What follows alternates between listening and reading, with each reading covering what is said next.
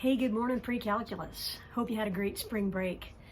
So I'm going to start out our first video back by introducing myself.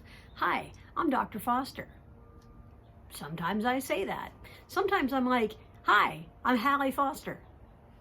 Sometimes I'm like, hey, I'm Hallie, nice to meet you. And then sometimes it's like, hey neighbor, and I'm like, yeah, I get that too. And then sometimes it's like when there's a kid that wants a chocolate milk really, really bad and they go, Mom! I'm that person too. All of those different names all can mean me because that's my identity.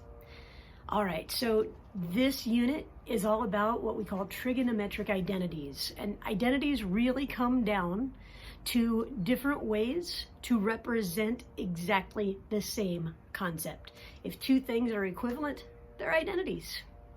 All right, so I'm going to start out our unit by asking you to go to Desmos and to enter in two different functions. These two bad boys right here, and I've sent you a pic so that you can see it without the reflection with all the sun.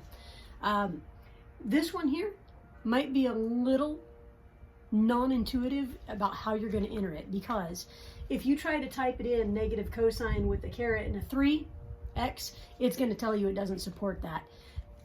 In order to input this, you have to think about what does that exponent mean, and that exponent means to the third power.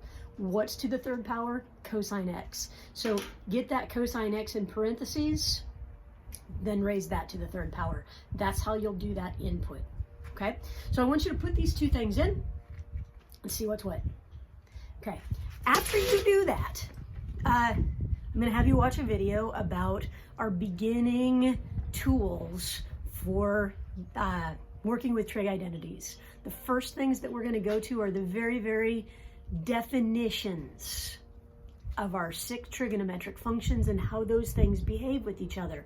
Some of them are reciprocal relationships. Some of them are quotient relationships. So we're going to play with our building blocks. Then I'm going to have you do just some basic beginning problems so that you kind of refresh your trigonometric chops. It's been almost a month since we've worked with trigonometry. And then tomorrow we're going to jump into some of the concepts that might be new. All right. Hey, welcome back from spring break. It's really good to see y'all.